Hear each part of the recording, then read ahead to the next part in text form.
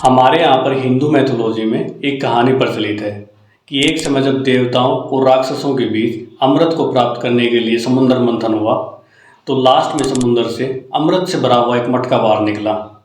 फिर राक्षस और देवता दोनों ही अमृत को पाने के लिए आपस में लड़ने लगते हैं। यह देख भगवान विष्णु मोहिनी का रूप धारण करके आते हैं और देवता और राक्षस दोनों को ही कन्विंस कर लेते हैं कि वे उसके हाथ से ही अमृत पिएंगे। फिर भगवान विष्णु मोहिनी के रूप में देवता और राक्षस दोनों को एक लाइन में बैठने के लिए कहती हैं, लेकिन वो देवताओं को लाइन में आगे बिठाती हैं।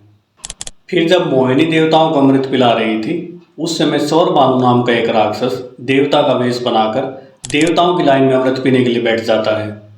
जब सौरभानु का नंबर आता है और अमृत उसके गले तक पहुंचता है, तभी सूर्य देवता और चंद्र देवता उसे पहचान लेते हैं और तुरंत भगवान विष्णु को उसकी असलियत के बारे में बताते हैं। उसी समय भगवान विष्णु अपने सुदर्शन चक्कर से सौरभानु का सिर धड़ से अलग कर देते हैं, लेकिन तब तक अमृत उसके गले तक पहुंच चुका था, इसलिए उसका सिर हमेशा के लिए अमर हो जाता है। बाद में वही सिर राहु कहलाया और उसका जो शरीर अलग हुआ था वह केतु कहलाया। तो उस समय राहु अर्थात राक्षस सौरभानु ने सूर्य और चंद्रमा को श्राप दिया था कि तुमने मेरा भेद खोला है, इसलिए मैं तुम्हें कभी चैन से नहीं रहने दूंगा। तभी से राहु आकाश में सूर्य और चंद्रमा को निगलने का प्रयास करता रहता है और इसी से सूर्य ग्रहण और चंद्र ग्रहण होते हैं। इसी कहानी का रिफरेंस देकर भर्तृहरि ने अपने नीति शतकम में एक श्लोक लिखा है, जिसमें वे राहु की सूर्य और चंद्रमा के साथ दुश्मनी का रिफरेंस देकर कह रहे हैं कि हमें दुश्मनी या प्रतिस्पर्धा अपने बराबरी वालों के साथ ही करनी चाहिए।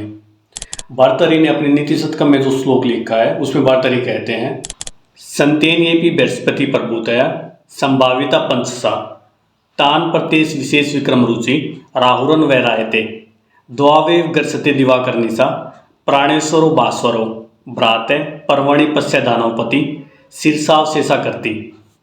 इस श्लोक में भर्तृहरि कहते हैं कि आकाश में बृहस्पति जैसे 5 और भी बड़े बड़े ग्रह हैं, लेकिन राक्षस राहु की किसी से कोई दुश्मनी नहीं है।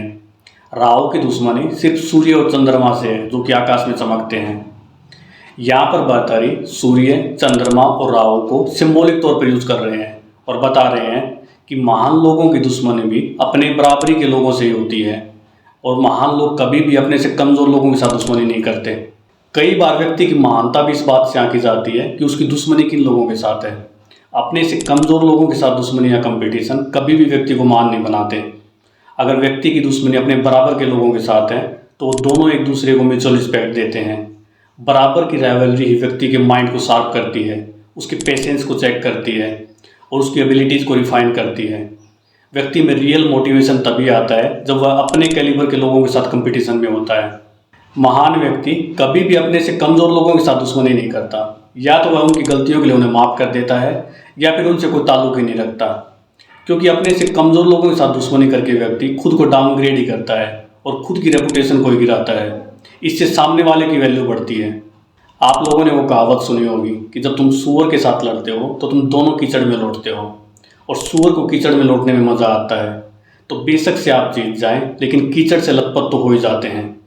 सेम ऐसे ही जब आप अपने से कम लेवल के व्यक्ति के साथ कंपटीशन में होते हैं तो जाने अनजाने आप उसी के लेवल पर पहुंच जाते हैं, और उसके साथ जीत कोई नैतिक विजय नहीं होती, बल्कि हमारी समय, ऊर्जा और सम्मान की हानि ही होती है।